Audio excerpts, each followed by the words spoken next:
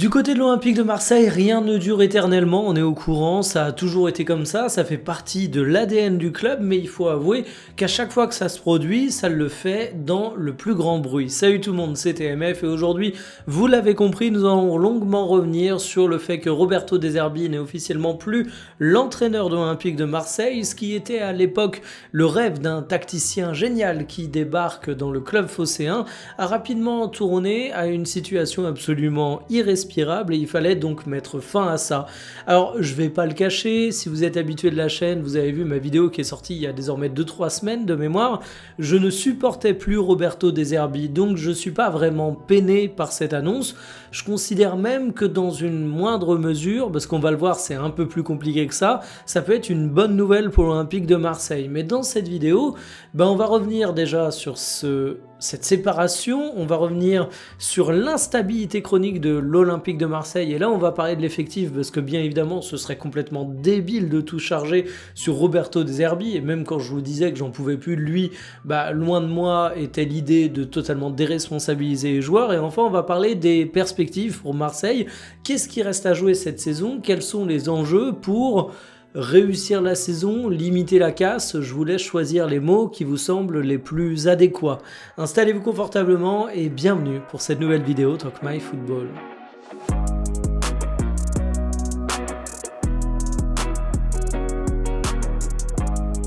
Les attentes autour de Roberto De Zerbi étaient absolument phénoménales, il était vu comme un tacticien hors pair en débarquant du côté de Marseille, mais moi je dois vous avouer que j'étais rapidement arrivé à saturation.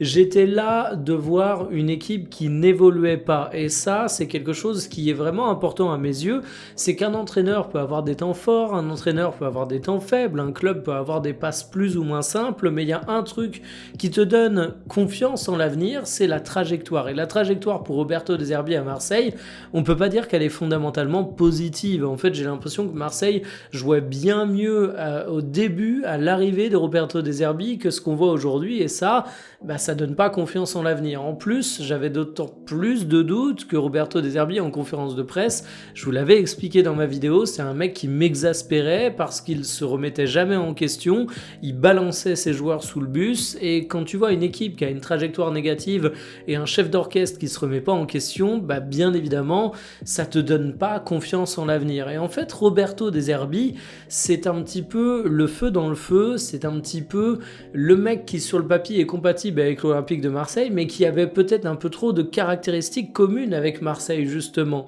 Marseille est souvent décrit comme un club volcanique, un club où la passion est absolument débordante, où elle peut être aussi bien un moteur qu'un destructeur, et Roberto De Zerbi a également un caractère qui est jugé comme plutôt volcanique.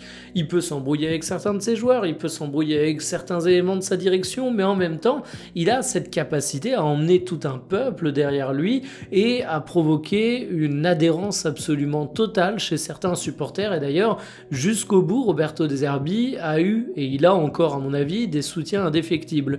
Mais en fait le truc c'est que quand tout se passait bien à Marseille c'était trop cool. Le volcan était en ébullition mais dans le bon sens du terme, De Zerbi était le genre de personnalité qui amplifiait encore ça. Donc finalement, t'avais une sorte d'effet de levier qui faisait que le positif était encore plus positif. Sauf que, un effet de levier, ça marche également dans le négatif. Et quand ça a commencé à devenir un peu plus compliqué du côté de l'Olympique de Marseille, quand il y avait des tensions, quand il y avait des questions de journalistes qui commençaient à être problématiques pour l'OM en conférence de presse, pas dans le sens où les questions étaient déplacées, mais dans le sens où ça appuyait là où ça faisait mal, à la place d'avoir un Roberto De Zerbi qui aurait été capable de tempérer un petit peu ça, de faire descendre la température, tu te retrouvais avec un mec qui affichait clairement son exaspération, qui n'avait pas forcément de solution et qui en plus, même en interne, dans ses rapports avec la direction, avec l'effectif, ne calmait pas vraiment le jeu. Donc renforcer les tendances quand c'est positif, forcément c'est quelque chose de cool, mais renforcer les tendances quand ça va un peu plus mal, c'est là qu'on voit la limite de Roberto De Zerbi à l'OM. Et en fait aujourd'hui je me dis limite soulagé qu'ils partent de Marseille, mais il y en a qui ont du mal à comprendre que j'ai rien contre Roberto De Zerbi. Je considère même que c'est un bon entraîneur pour tout vous dire, mais je considère qu'un moins bon entraîneur peut remplacer Roberto De Zerbi et avoir de meilleurs résultats que lui, parce que finalement ce qui compte c'est pas que la qualité absolue et intrinsèque d'un joueur ou d'un coach, c'est ses caractéristiques et le contexte dans lequel il se trouve. Et Roberto De Zerbi a beau être un bon entraîneur, je considère que la situation était devenue en quelque sorte intenable, invivable, irrespirable, et que par rapport aux médias, par rapport aux supporters, par rapport surtout à son groupe, Roberto De Zerbi ne pouvait plus donner le meilleur de son potentiel et qu'on arrivait donc dans une impasse. C'est pour ça qu'aujourd'hui, je me dis que oui, Roberto De Zerbi qui quitte l'OM, c'est plutôt une bonne chose. L'Olympique de Marseille, c'est une plateforme d'achat-revente de joueurs qui fait passer Vinted pour un petit commerce qui n'est pas franchement spécialisé dans ça, alors que vous savez comment ça se passe sur cette plateforme. Si je mets ça en avant, c'est parce que, évidemment, Roberto De Zerbi est un sujet du côté de l'Olympique de Marseille, mais on ne peut pas non plus complètement éluder le fait qu'il y a des joueurs qui doivent être mis face à leurs responsabilités, et même si je reste un grand défenseur de la direction Longoria-Benassia, et je trouve que c'est un duo qui fonctionne extrêmement bien, ce côté plateforme d'achat-revente de Marseille, ça pose des questions. Si on se penche sur le mercato estival et hivernal de l'Olympique de Marseille, on a César arrivée. Alors oui, c'est fortement dézoomé, mais c'est pas ma faute, c'est parce qu'il y en a beaucoup, et il y en a beaucoup qui sont intéressantes. Aguerd, Pavard, Medina, tu gardes Balerdi, un Balerdi que certains ne voulaient pas lâcher à moins de 70 millions d'euros cet été, on le rappelle.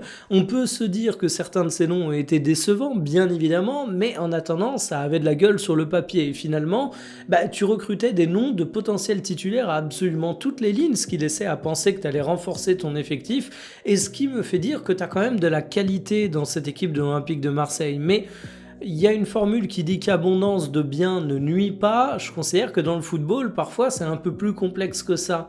C'est peut-être pas nuisible d'avoir, entre guillemets, trop de joueurs intéressants, mais c'est nuisible, par contre, avec certitude, que de les faire venir tous en même temps, parce que finalement, un effectif performant, c'est également un groupe qui peut se construire, et tu as besoin d'un petit peu de stabilité pour ça. Parce qu'au-delà des arrivées, t'as encore plus de départs. Là, je vous mets vraiment les départs sur ces mercatos estivaux-hivernaux.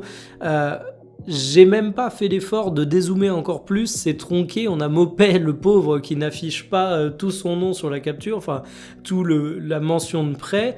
En fait, ça bouge tellement du côté de l'Olympique de Marseille que si tu touchais ne serait-ce que 0,01% de chaque transfert, tu serais millionnaire. Et c'est pas innocemment que je dis ça, c'est parce qu'évidemment, des gens qui touchent des commissions sur les transferts, ça existe vraiment, ça touche pas que 0,01%, ça s'appelle les agents, et je me dis que du côté de Marseille, on doit vraiment être copains avec pas mal d'agents parce qu'on leur donne matière à toucher quelques petites rémunérations.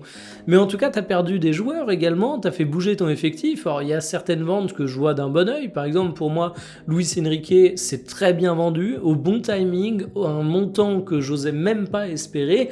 Mais si on prend le cas d'Adrien Rabiot, alors je me suis pris la tête en début de saison avec des Marseillais qui me disaient que Rabiot, on n'en avait pas besoin, que c'était un joueur claqué au sol.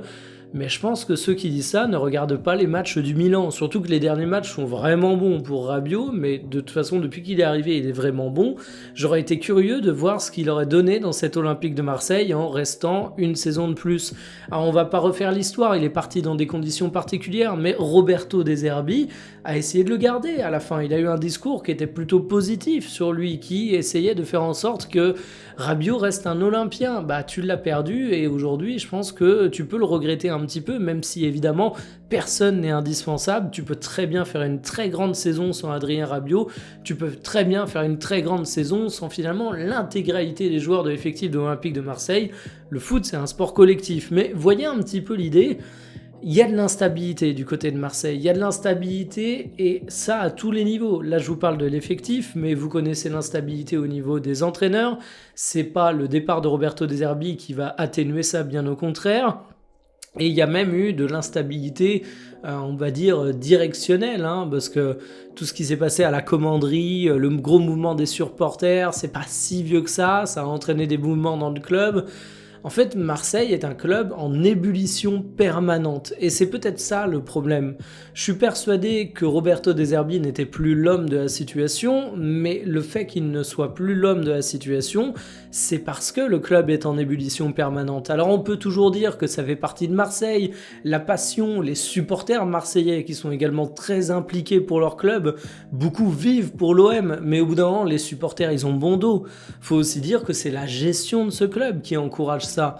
Une gestion qui peut donner d'excellentes choses. Encore une fois, moi j'aime beaucoup Benassia par exemple, mais il faut voir également que c'est une arme à double tranchant et qu'aujourd'hui, tu t'es coupé avec. Quelles sont les perspectives pour la suite de la saison de l'Olympique de Marseille? Tu oublies la Coupe d'Europe, t'as fait une contre-performance en Ligue des Champions, t'es pas parvenu à te qualifier pour les tours suivants. J'espérais que Marseille en soit capable, je pense qu'ils avaient le potentiel, mais voilà, ça c'est désormais de l'histoire ancienne, on va pas se lamenter là-dessus. Le gros sujet c'est la Ligue 1, t'es actuellement 4ème, ce qui en soi n'est pas un résultat catastrophique, même si c'est un petit peu en dessous des attentes, mais la problématique c'est surtout la trajectoire de Marseille. Tu te retrouves derrière l'Olympique Lyonnais. L'Olympique Lyonnais semble être dans un rush absolument inarrêtable. Dans les faits, ils sont pas inarrêtables comme n'importe quelle équipe de foot, mais ça te met un petit coup au moral quand tu compares les dynamiques. Et qu'est-ce que tu peux espérer? Potentiellement reprendre la 3ème place à l'Olympique Lyonnais, parce que finalement, t'as que 3 points de différence. Et le truc positif, c'est que je me dis que tu peux bosser sereinement. T'as un matelas assez confortable par rapport au LOSC qui est dans une dynamique encore plus mauvaise que toi. Et je ne parle même pas du Stade Rennais. Donc finalement, pour Marseille, ce qu'il faut, c'est aller chercher la Ligue des Champions, parce que l'enjeu économique, il est là. C'est pas un objectif qui aujourd'hui est absolument impossible à envisager. Et s'il y avait une fin de saison très galère pour Marseille, t'as quand même de grandes chances de rester 4ème, ce qui serait très préjudiciable pour les finances du club, me faites pas dire le contraire, mais ce qui serait pas non plus une catastrophe façon ce qu'est en train de connaître l'AS Monaco actuellement, qui végète dans le ventre mou de la Ligue 1. Alors on a des rumeurs d'entraîneurs, je vais passer très rapidement là-dessus, parce que quelque chose me dit que je reparlerai de ça quand on aura le nom définitif, et aujourd'hui je vais vous citer des noms qui seront peut-être balayés, ne serait-ce que le temps que je publie la vidéo. On parle d'Habib Beye. Alors j'avais fait une vidéo sur le Stade Rennais, sur Habib Beye, je vous avais évoqué mon avis, qui est grosso modo que Habib Beye était peut-être pas au niveau, mais qu'en attendant il avait bon dos d'encaisser toute la responsabilité de l'échec du projet du Stade Rennais. J'étais donc plutôt en défense du coach, mais au bout d'un moment, je pense pas non plus manquer de respect à Habib Beye en disant que l'Olympique de Marseille, c'est peut-être un petit peu trop haut pour lui actuellement. Faut quand même se dire qu'il y a pas si longtemps, c'était un coach qui était en National, puis en Ligue 2, et on considérait déjà que Rennes était une opportunité formidable pour lui. Alors directement passer à Marseille, ce serait quand même magistral. Là, je dirais bravo les agents d'Habib Beye, bravo la gestion de carrière, mais je dirais tellement bravo que du côté de Marseille, je me dirais que c'est peut-être pas incroyable. On évoque également Francaise comme une possibilité. Je vous en ai parlé dans le journal, je vous ai dit tout le bien que j'en pensais comme d'un coach relativement fiable du côté de la Ligue 1. C'est peut-être pas le nom qui fera le plus rêver les supporters marseillais, mais est-ce que tu as besoin de rêve pour une intérim qui vise à aller reconquérir cette 3ème place? Je ne sais pas, mais en tout cas pour moi l'enjeu majeur, de toute façon la perspective qu'il faut avoir pour l'Olympique de Marseille, c'est ce mercato estival. J'ai pas de solution magique, mais en tout cas, les problèmes, on les voit. Il y a une instabilité chronique, il y a un effectif qui bouge comme pas possible. Qu'est-ce que tu vas faire au cours de cet été? Est-ce que tu vas encore passer à la lessiveuse tout ton effectif en faisant 45 ventes et 45 arrivées? Est-ce que tu vas encore avoir un nouveau coach ou est-ce que tu vas continuer avec l'intérimaire que tu auras eu pour ces derniers mois de Ligue 1? Est-ce que finalement la direction va enfin un petit peu tempérer les ardeurs? Et ça passe par plein de trucs. Ne serait-ce que la communication. On sait qu'à Marseille, on n'a jamais été les derniers pour jeter de l'huile sur le feu quand il y avait des scandales d'arbitrage. Alors, tous les clubs le font, mais bon, c'est pour vous dire que Marseille est un volcan et qu'on aime vraiment beaucoup alimenter ce volcan et que pour moi, c'est aujourd'hui ce qui fait la limite du club plus que sa force, finalement. Donc voilà, ciao Roberto De Zerbi, merci pour tout. Du rêve aura été présent et c'est important d'avoir du rêve. Mais le retour à la réalité, il est là et il est plutôt brutal. À demain, salut.